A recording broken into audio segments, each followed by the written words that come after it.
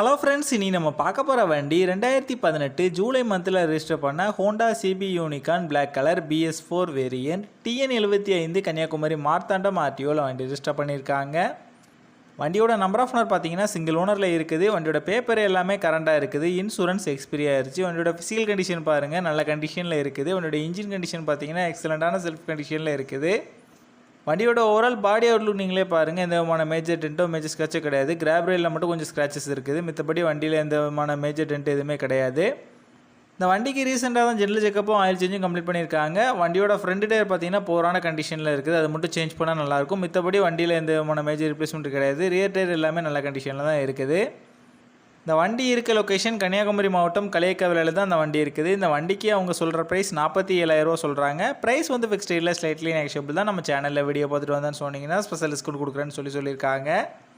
இந்த வண்டி நீடு இருக்கவங்க கீழே விசிபிள் ஆகிற நம்பருக்கு கால் பண்ணுங்கள். இந்த வண்டி பற்றின ஃபுல் டீட்டெயில் கீழே டிஸ்கிரிப்ஷனில் கொடுத்துருக்கேன், செக் பண்ணிக்கோங்க.